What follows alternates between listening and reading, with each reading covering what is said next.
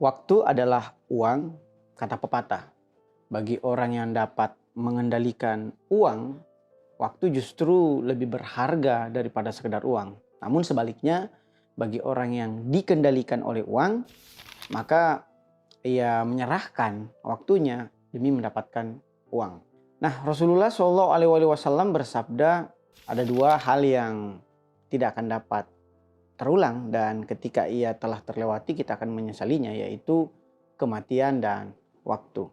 Nah, menarik untuk kita kaji lebih dalam lagi berkenaan bagaimana cara menyempatkan, mengatur, mengelola atau meluangkan waktu yang mana merupakan aset paling berharga bagi setiap manusia.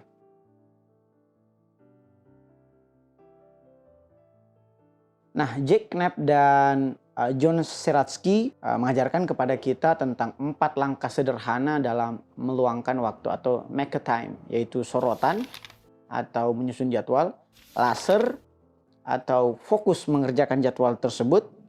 Yang ketiga adalah energi, mengoptimalkan tubuh kita untuk mengerjakan jadwal tersebut. Dan yang terakhir adalah renungan atau mengevaluasi antara apa yang sudah kita jadwalkan dan realisasi jadwal tersebut. Mari kita elaborasi satu persatu tentang 4 langkah meluangkan waktu tersebut.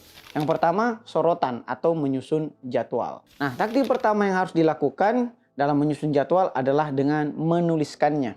Jika menuliskannya saja belum tentu kita meluangkan waktu sesuai dengan apa yang ada di pikiran kita, apalagi dengan tidak menuliskannya sama sekali. Jika kita hanya mengingat-ingat di pikiran kita tentang apa yang mau kita lakukan hari ini, itu sebenarnya sangat lemah, dalam artian sangat sulit untuk dievaluasi dan sangat mudah untuk kita langgar. Maka jika kita sangat-sangat tidak sempat untuk meluangkan waktu dalam menyusun jadwal, gunakanlah jadwal yang kemarin. Anda juga dapat menggunakan aplikasi penyusun jadwal. Dapat pula menandai kalender misalnya yang paling klasik, atau sesederhana menuliskannya di catatan, baik itu catatan HP maupun catatan di secarik kertas. Adapun waktu terbaik dalam menyusun jadwal atau melakukan sorotan ini adalah ketika evaluasi di malam hari, evaluasi terhadap apa yang telah kita lakukan hari ini, kemudian kita susun jadwal untuk besok, atau bisa juga kita lakukan di pagi hari, yaitu ketika kita baru mau melakukan aktivitas paling pertama di pagi hari. Nah, langkah yang kedua dalam meluangkan waktu adalah leisure atau fokus. Nah, menuliskan jadwal itu tidak menggaransi kita telah melakukan jadwal atau mengerjakan jadwal tersebut. Nah, disinilah peran penting untuk memusatkan perhatian kita pada jadwal yang telah kita tulis. Ini yang kemudian kita sebut sebagai fokus. Namun, distraksi atau pengganggu atau pencuri fokus itu kadang menghinggapi jadwal-jadwal harian kita. Nah, pencuri fokus yang pertama adalah sosial media. Nah, saran dari Jack Knapp dan Seratsky ini adalah kita harus mengheningkan sosial media kita agar distraksi itu tidak mengganggu jadwal kita. Nah, selain mengheningkan notifikasi, ada langkah-langkah yang relatif lebih radikal, yaitu menghapus aplikasi sosial media tersebut, bisa juga menghapus akun Anda, atau bahkan meninggalkan gadget Anda di rumah.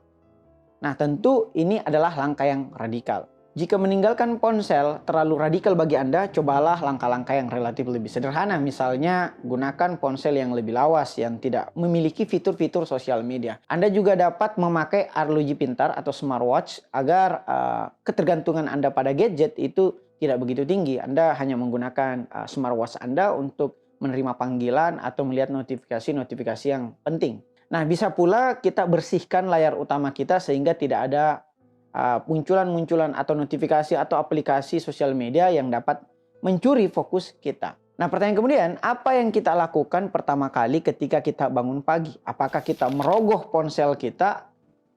Jika itu kita lakukan, berarti otak kita memang telah terbiasa untuk diganggu oleh notifikasi. Nah, ini adalah penyakit mental yang oleh Patrick McGinnis sebut sebagai fear of missing out atau sangat-sangat takut ketinggalan berita. Nah, setelah kita merogoh ponsel di pagi hari itu, apa yang kita buka? Apakah kita melihat video kucing atau melihat berita-berita terbaru? Itu juga sebenarnya merupakan penyakit mental yang oleh Rob W. sebut sebagai gula bagi otak kita atau diabetes mental kita. Sehingga untuk meminimalisir penggunaan sosial media sebagai pencuri fokus yang pertama, Anda dapat sesekali menggunakan mode pesawat atau mode terbang. Memasang pembatas waktu di internet, di pengaturan Anda itu ada settingannya, dan yang paling radikal adalah mungkin mematikan internet Anda. Nah, selain sosial media, salah satu pencuri fokus yang utama adalah televisi, baik itu televisi pada layar yang konvensional maupun televisi yang berbasis streaming seperti Netflix dan sejenisnya. Nah, untuk dapat meminimalisir penggunaan televisi, jangan pasang televisi tersebut di tempat-tempat utama, apalagi di kamar pribadi Anda.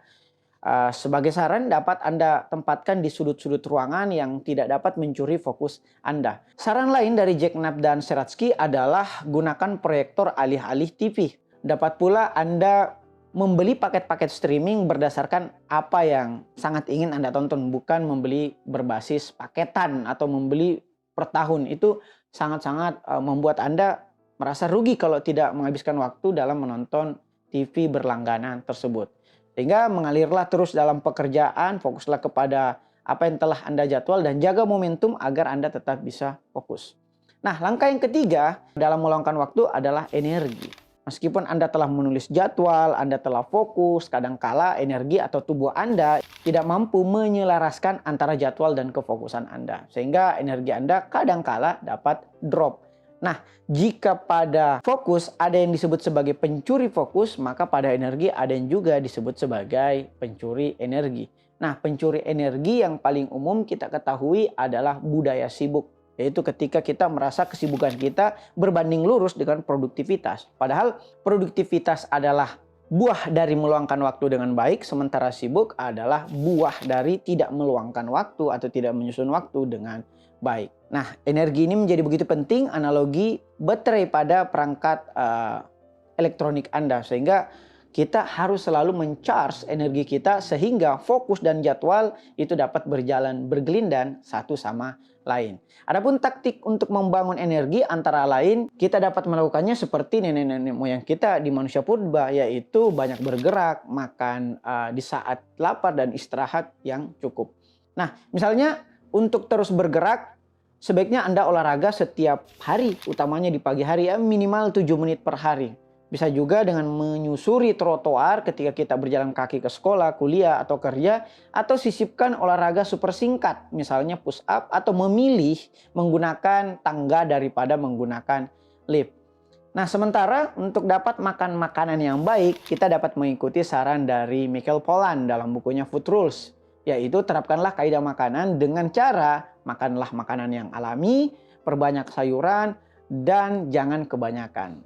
Nah, selain budaya sibuk sebagai pencuri energi, ada pula pencuri energi lain, yaitu gula. Sehingga Jack Knapp dan Sheratsky menyarankan untuk kita mengurangi konsumsi gula. Sebagai pengganti atau konversi dari gula, kita dapat mengisi energi kita dengan kafein dan teh hijau. Itu pun jangan kebanyakan dan jangan terlalu banyak gula. Nah, dapat pula Anda terapkan misalnya tidur siang. Ketika Anda terlalu lelah, tidur siang setengah jam saja itu sudah dapat merecharge energi Anda seharian. Anda juga dapat berjalan ke taman atau ke hutan, meditasi, luangkan waktu ke dalam tim terdekat Anda atau tim inti, makan tanpa gangguan screen atau layar, hingga menjadikan kamar tidur itu betul-betul tanpa gangguan alat elektronik. Nah, adapun langkah yang terakhir atau langkah yang keempat dalam meluangkan waktu adalah renungan atau evaluasi. Evaluasi dapat dilakukan di tengah-tengah kesibukan Anda, misalnya ada jadwal yang tidak sesuai dengan rencana, dapat pula dilakukan pada saat malam hari sebelum kita tidur. Evaluasi tentunya sangat diperlukan demi perbaikan hari ini dan penyempurnaan untuk jadwal di esok hari. Karena seringkali antara apa yang dijadwalkan tidak sejalan dengan realisasi jadwal. Dalam hal ini fokus dan energi kita yang terganggu. Dapat pula kita gunakan kartu skor untuk menilai apa yang telah kita lalui hari ini dan kemudian kita akumulasikan dengan nilai mingguan kita, bulanan, tahunan, atau bahkan nilai seumur hidup Anda. Itulah 4 langkah dalam meluangkan waktu. Selamat meluangkan waktu dengan baik. Sekian, wassalamualaikum warahmatullahi wabarakatuh.